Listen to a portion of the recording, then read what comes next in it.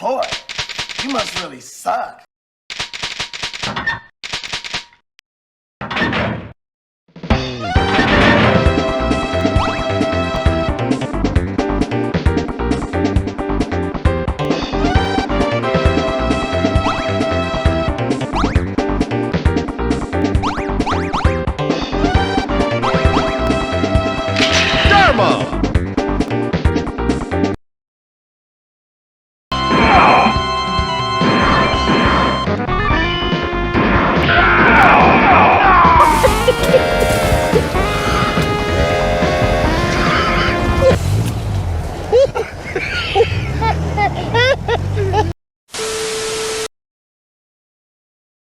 Greetings, my loyal subjects.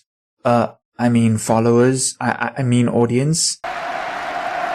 리당과 인민의 최고 용도자이신 단 관람석에 나오시었습니다. 제 형령이여 성군 혁명의 명맥을 곳곳이 이어가. Welcome to yet another episode of the 8-Bit Academic. In today's episode, I will be showcasing the extremely popular and awesome 2D run-and-gun side-scroller that still very much holds up to this day, Metal Slug X, which was basically just a revamped version of Metal Slug 2 that was released in 1999 for the PlayStation 1 and Neo Geo CD console, and eventually for PS2 and PSP in 2006, and also for Android and Apple iOS in 2013 as a part of a series of anthologies and collections. Metal Slug 2 was developed by Japanese game studio SNK. It was originally released in 1998 for the Neo Geo MVS arcade platform as the sequel to the 1996 game Metal Slug. The original version of the game had extensive slowdown and performance issues, eventually leading SNK to release the modified version being showcased here in 1999 titled Metal Slug X Super Vehicle 001. Gameplay in Metal Slug 2 is similar to the previous game Metal Slug 1. The player must shoot constantly at a continual stream of enemies in order to reach the end of each level. At this point, the player confronts a boss who is usually considerably larger and tougher than regular enemies. On the way through each level, the player can find numerous weapon upgrades and Metal Slug tanks. The tank is known as the SV-001, SV standing for Super Vehicle, which increases the player's offense and considerably adds to their defense. In addition to shooting, the player can perform melee attacks by using a knife and by kicking. Much of the game's scenery is destructible, and occasionally this reveals extra items or power-ups. During the course of a level, the player encounters prisoners of war or POWs, who, if freed, offer the player bonuses in the form of random items or weapons. At the end of each level, the player receives a scoring bonus based on the number of freed POWs. If the player dies before the end of the level, the tally of freed POWs reverts to 0. In Metal Slug X, we find more or less the exact same type of gameplay, but with a few added features, such as slightly increased difficulty and a remixed soundtrack. Vehicle locations and times of day in the various levels were altered as well as adding more of almost everything, more power-ups, more enemies, and food and health items, which if a player collects enough of, will result in their character becoming overweight or fat. The upgrade also included more destructible environments, as well as a handful of new weapons, and overall played a lot better than the original Metal Slug 2, which apparently, as mentioned before, suffered from a few in-game bugs and frame rate drops upon its original release. So, since today's gaming feature is that of a military-styled run-and-gun shooter, wherein you play as a member of a band of soldiers who have to stop an evil army from taking over the world, I figured that the best topic to suit this game would be that of South African mercenaries, specifically a mercenary group called Executive Outcomes.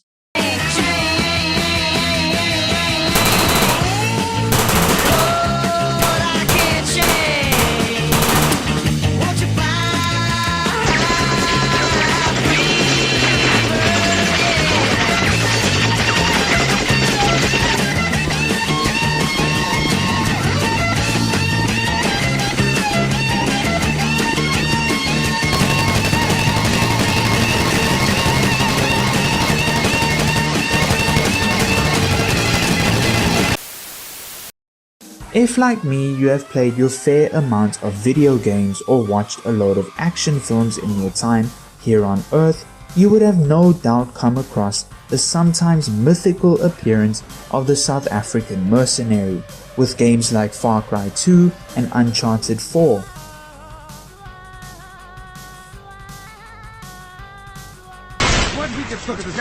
Jy, kom hier, sit jou gat in rak.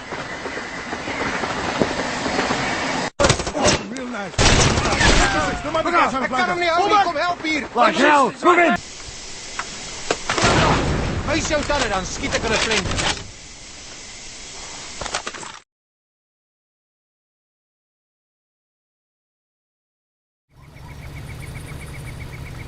Mbona boss amusimela i-checkpoint izolo ne?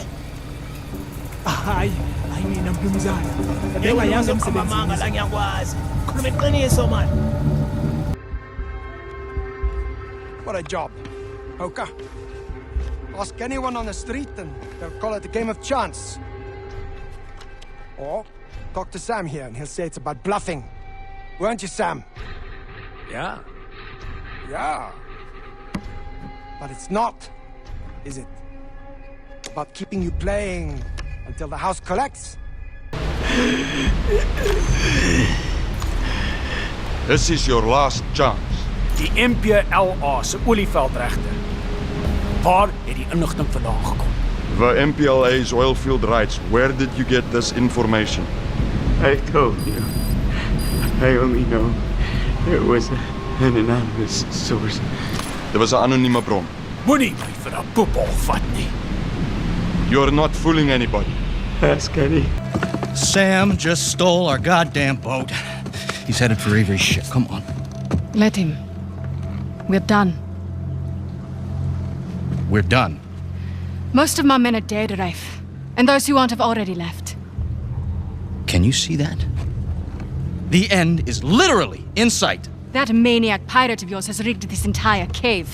I'm not setting foot on his ship. Nadine, if you cut and run right now, the loss of all your men, everything that we've done. And even honorable mentions of said Safa mercs, or at least specialized military training in films like Scott Adkins's Accident Man 2 and even in the first installment of Marvel's Thor trilogy, as well as the first Black Panther film. I'll need to ask you to fuck off. I can't fuck off. But I can fuck you up!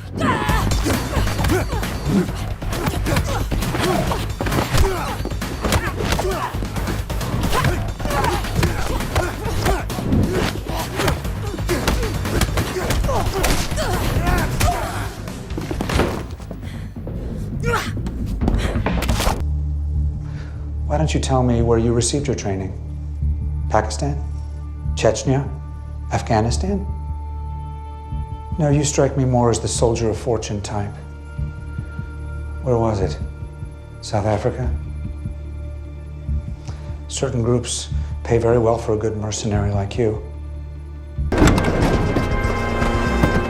Let's get going, boss.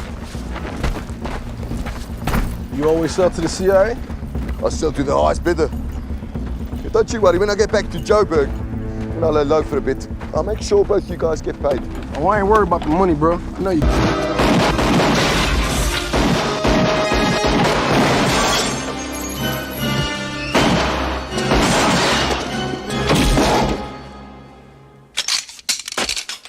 Woodrow, Woodrow, Woodrow. I've been looking all over for you. You've been looking in the wrong places. That's good.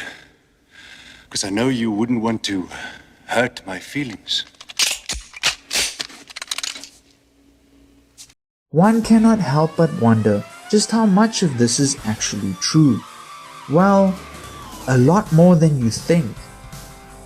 But before we get into the nitty-gritty of SA Mercs, let's take a trip back to the year 1990, the end of the infamous South African Border War.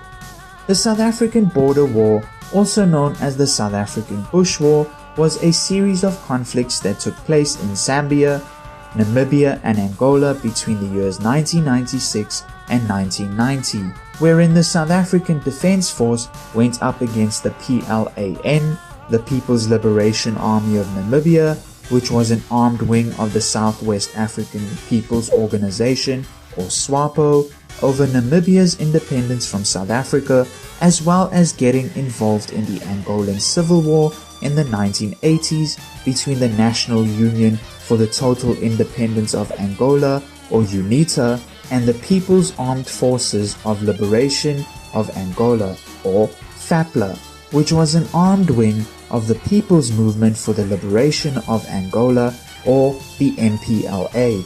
The abbreviations of both movements use the first letters of the words as spelled in Portuguese, which I'm sure as hell not going to attempt to pronounce because I don't speak the language at all. After these conflicts ended in 1989 and peace accords were set up in 1990, and the South African apartheid regime had used millions in military spending, which ultimately resulted in being a total waste since no real victory or goals were achieved. Many of the soldiers who were drafted and trained to fight in the war were left feeling empty and without purpose, especially since the then apartheid regime was beginning to come to an end in the early 90s, and the massive cuts and retrenchments of military personnel and dismantling of various branches of the South African Special Forces, such as the 32nd Battalion, the counter-insurgency branch known as KUFUT, which means crowbar in English, and the CCB, or Civil Cooperation Bureau, which was kind of like a local version of the CIA, but more militant in that they often carried out political assassinations. All of this resulted in a fairly sizable number of former soldiers or Special Forces members being unable to settle back into civilian life, and thus seeing the writing on the wall and seeing other conflicts spring up across the African continent. Many of them decided to offer their services as guns for hire and becoming involved in the mercenary business. One of the most prominent of these cases is a company called Executive Outcomes, which was started in the year 1989 after the official end of the South African border wars in Angola and Namibia. The company was established by two men named Eben Barlow and Michael Mullen, who were formerly part of the CCB. Its initial goal, at least on paper, was to provide specialized covert training to Special Forces members. However, at some point the decision was most likely made to expand on their business ventures when Barlow was awarded a contract by Debswana Diamond Company Limited to train a selected group of security officers to infiltrate and penetrate the illegal diamond dealing syndicates in Botswana. However, when the Diamond Company discovered that Executive Outcomes had indeed expanded their operations and were also training the Angolan armed forces, it promptly cancelled its contract with them. The company also went on to recruit many of its personnel from the units President F.W. de Klerk disbanded during the closing years of the apartheid regime. Even former enemy fighters of the Mkonto Wesizwe and Azanian People's Liberation Army were recruited as well, since many were found out of work after their own restructuring and integration to the South African National Defence Force. At its peak, Executive Outcomes employed about 2,000 former soldiers from all military factions and branches within South Africa. Barlow registered Executive Outcomes Limited in the United Kingdom on the insistence of the South African Reserve Bank. There's some confusion over this issue as a top secret British intelligence as a top secret British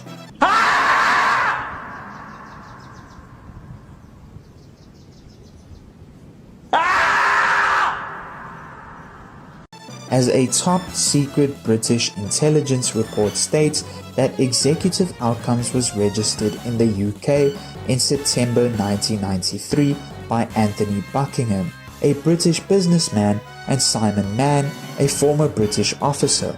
However, Buckingham denies to this day that he registered Executive Outcomes in London and consistently denies any corporate ties to the company. What? Bro, what are you talking about, man? Bro, I'm out, man. That nigga's tripping.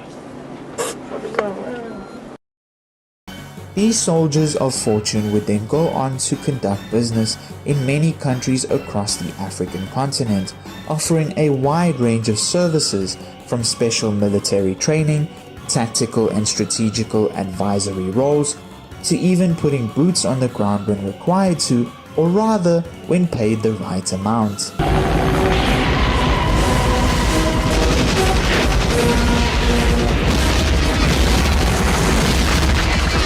Ghép ngân.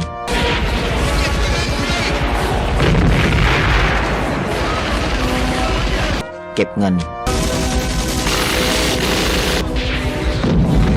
Ghép ngân.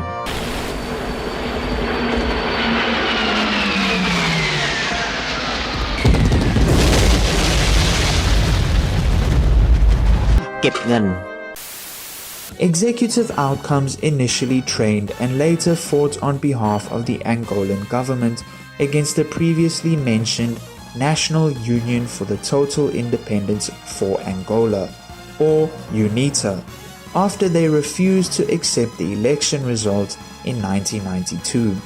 This contract was awarded to the company after EO had assisted former Canadian petroleum company Ranger Oil Limited with an equipment recovery operation in the harbour town of Soyo. Dubbed by the South African media as an attempt to assassinate the rebel leader, Dr. Jonas Savimbi, EO found itself under constant UNITA attacks, wherein it lost about 3 of its men. This action saw EO as being recognized by the Angolan armed forces, and a contract to train its military was awarded. In a short space of time, UNITA was defeated on the battlefield and sued for peace. The Angolan government, under pressure from the United Nations and the United States, were forced to terminate EO's contract. EO was replaced by the UN's peacekeeping force known as UNIVEM, who seemingly did an extremely terrible job at keeping the peace, since Angola returned to war shortly thereafter. Did it, Patrick! We saved the city! Just think what might have happened if we didn't tell everyone about the monster! About the what? Seems like the United States really didn't appreciate the competition regarding the ever so lucrative business of war. I take your wife, I put a knife here. Like, example, you see the blood. I say, I finish up now. You don't give me money or you give me. What can you say? You will give me. No other way. Over which they most definitely have a monopoly. In March 1995, the company contained an insurrection of guerrillas known as the Revolutionary United Front, or RUF, in Sierra Leone, regaining control of the diamond fields and forcing a negotiated peace. As a military force, Executive Outcomes was remarkably effective and conducted a highly successful counterinsurgency against the RUF. In just 10 days of fighting, EO was able to drive the RUF force back into the interior of the country. EO outmatched the RUF forces in all operations. In just 7 months after that, EO, with support from loyal Sierra Leone army forces and the Kamajors battalions, recaptured the diamond mining districts and the Kangari Hills, a major RUF stronghold. A second offensive captured the provincial capital and the largest city in Sierra Leone, and also destroyed the RUF's main base of operations, finally forcing the RUF to admit defeat and sign the Abidjan Peace Accord in Abidjan, Cote d'Ivoire, or the Ivory Coast, on the 30th of November in 1996. This period of relative peace also allowed the country to hold parliamentary and presidential elections in that same year. Just like in Angola, however, the government in Sierra Leone caved to international pressure from you-know-who. I don't see why you have to belittle me in front of people like that. Hey, relax, guy. Well, sometimes I think you don't have any respect for me. Come here, guy. Who's my cream puff? I am. That's right, buddy. To have executive outcomes withdraw in favor of the Economic Community of West African States Monitoring Group, or for short, ECOMOG, which was a peacekeeping force made up of soldiers from Nigeria, Ghana, Guinea, Senegal, Gambia, Mali, and Benin, to mention a few.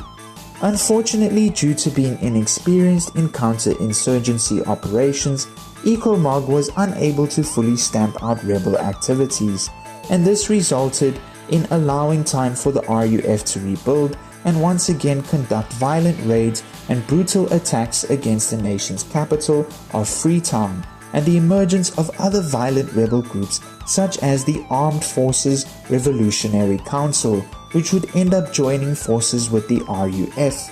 The company was notable in its ability to provide all aspects of a highly trained modern army to the less professional government forces of Sierra Leone and Angola. For instance, in Sierra Leone, executive outcomes fielded not only professional fighting men, but armor and support aircraft such as the Mi-24 Hind and 2 Mi-8 HIP helicopters. The BMP-2 infantry fighting vehicle and the T-72 main battle tank. These were bought from sources in the worldwide arms trade at the time, within Africa as well as Eastern Europe, which was flooded with massive stockpiles of weapons and military tech due to the collapse of the Soviet Union in 1990. Other than having contracts with the governments of Angola and Sierra Leone in the mid-90s, Executive Outcomes also had contracts with some big corporations that had dealings on the African continent, such as the multinational diamond company De Beers, the American energy company Chevron, the British mining corporation Rio Tinto Zinc, and a division of Chevron Corporation, the American oil company Texaco. If it's not the government, it's the corporations, two sides of the same unlubed dildo. When I see one, and he looks good to me, when I go see him, I say, you come here. I say, I'm telling you what, I like you, and I want you. And we can do it the easy way or the hard way. So the choice is yours, right? Executive Outcomes was often loosely linked with the UK-based private military company Sandline International. In 1997, Sandline International directly subcontracted Executive Outcomes for their operation in Papua New Guinea to oust the rebels holding the Pangua mine on Bougainville Island, which led to the so-called Sandline Affair, when news of the government's intention to hire mercenaries was leaked to the Australian press. The commander of the Papua New Guinea Defence Force, Jerry Singarok, who reversed his support for the operation, ordered the detaining of all the mercenaries on their arrival and forced the Prime Minister, Sir Julius Chan, to resign, with Papua New Guinea coming very close to a military coup. Just to add some context though, the Sandline Affair was a political scandal that became one of the defining moments in the history of Papua New Guinea, and particularly the conflict in Bougainville, where a rebel group called the BRA, or Bougainville Revolutionary Army, had taken up arms all the way back in 1988 in an attempt to secede or break away from the rest of Papua New Guinea and form their own independent nation. After coming to power in mid-1994, the Prime Minister Julius Chan made repeated attempts to resolve the Bougainville conflict by diplomatic means. These were largely unsuccessful due to the repeated failure of Bougainvillean leaders like Francis Ona, Sam Kauona, and Joseph Kabui to arrive at the scheduled peace talks. In November 1994, Chan attempted to set up the Bougainville Transitional Government under a moderate Bougainvillean Theodore Miriam. However, this too was doomed to failure as Ona, Kauona, and Kabui and others all chose not to take part. This was the last straw for Chan, and he decided to resolve the conflict using military force. And when that didn't go as planned, he resorted to the use of private military companies like Sandline International, who brought along their pals' executive outcomes for the ride. The Sandline Affair, however, caused so much controversy that it brought down the government of Sir Julius Chan, the Prime Minister at the time, and almost brought Papua New Guinea to the verge of a military revolt. The event was named after Sandline International, the aforementioned UK-based military company that also contracted executive outcomes to aid in the conflict. However, by the year 1998, the controversy surrounding private military companies and mercenary operations in Africa, especially a few instances tied to executive outcomes, resulted in the new ANC-led South African government, which came to power in 1994 to introduce the Regulation of Foreign Military Assistance Act, which made it illegal to engage in mercenary activities both within South Africa and abroad, and prohibited citizens of South Africa and residents from lending any unauthorized military assistance. Yeah, you stink so much, I'm gonna ground you for a week. What? You can't do that. You're grounded for 2 weeks. You're grounded for 2 weeks. 3 weeks. Oh, snaps! Why? I didn't do anything. 4 weeks. Fine, but I'm only gonna do it for a week. That just grounded you for 4 weeks. Oh, dang! It has to be noted, however, that despite the introduction of the strict regulation of PMCs in South Africa in 1998, the CEO of Executive Outcomes, Eben Barlow, did state publicly that he supported the bill to regulate PMCs and that he apparently was involved in the formation of said bill by providing input to the South African government during this time. But regardless of this, for one reason or another, he decided to dissolve the private military company by December of that same year.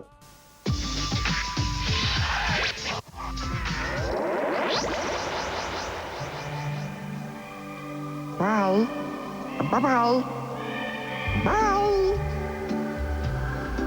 Bye. Bye-bye. Bye.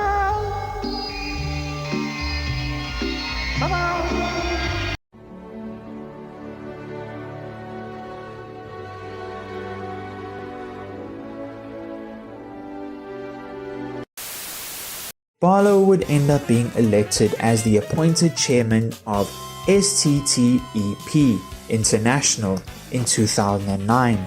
STEP International being yet another South African private military company that was started in 2006, whose name stands for Specialized Tasks, Training, Equipment and Protection. We seem to have quite a reputation for mercenaries as a country, don't we? Big Boss and his Diamond Dogs would be proud. Things have changed, boss. We pull in money, recruits, just to combat Cypher. Rubbing our noses in bloody battlefield dirt. All for revenge. The world calls for wet work, and we answer. No greater good. No just cause. God. Cypher sent us to hell. But we're going even deeper. I know. I'm already a demon. STEP was hired back in 2015 by the Nigerian government to provide military training for the offensive against Boko Haram and is said to also have conducted operations in the Middle East, Latin America, and in Asia. However, in the year 2020, Ibn Barlow would step down as chairman of STEP and would go on to re-establish executive outcomes, saying that the decision came about as a result of requests from some African governments, in which he had little choice but to accept. Oh, we're so back, boys!